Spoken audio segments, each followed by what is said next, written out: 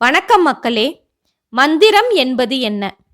அதாவது மந்திர ஜெபம் ஜெபிப்பதற்கு முன்னால் அந்தந்த மந்திரத்தை கண்டு சொன்ன ரிஷியை முதலில் தியானிப்பார்கள். அவர்களின் பெயரைச் சொல்லி சிரசை தொட்டு, சந்தஸை சொல்லி மூக்கைத் தொட்டு, பிறகு தேவதையை சொல்லி இருதயத்தை தொட்டு, அதற்கு அப்பால் மந்திரத்தை ஜெபிக்கத் தொடங்குவார்கள். மந்திரம் என்பது எங்கும் படர்ந்திருப்பது என்பது பொருள். எல்லோராலும் அதை கிரகித்து கொள்ள முடியாது. அவற்றை அறிவதற்கென்று ஒரு தனித்தன்மை வேண்டும்.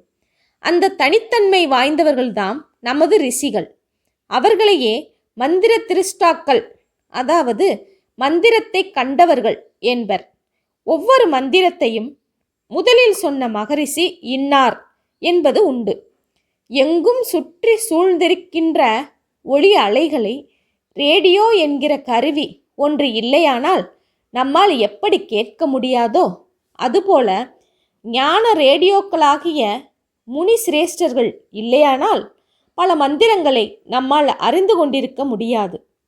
மந்திரம் என்பதற்கு தன்னை நினைப்பவர்களுடைய துக்கத்தை நீக்கி பாதுகாப்பது என்பது பொருள். மந்திரம் இன்ன மொழியில்தான் இருக்கும் என்பதில்லை. துன்பத்தை நீக்கி இன்பத்தை அளிப்பது மந்திரம்.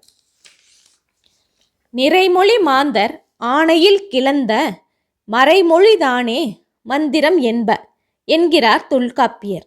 எனவே தமிழிலும் மந்திரம் உண்டு என்பது புலனாகிறது. நிறைமொழி மாந்தர் என்றால் மனதை நிறுத்தும் ஆற்றலும் பொருள் நிறைந்த மொழி கூறும் தன்மையும் உள்ள பெரியோர் என்பது பொருள். எனவே மந்திரம் எந்த மொழியில் இருந்தாலும் சொல்கின்றவர்கள் தகுதி உடையவர்களாக இருக்க வேண்டும்.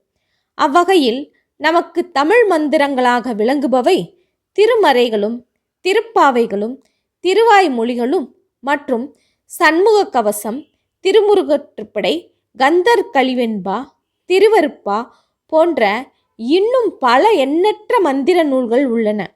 இதனையெல்லாம் மந்திர ஜபம் போல் செய்து நமது மனநலமும் உடல் நலமும் சீர்வர பெற்று சுகம் பெறுவோமாக.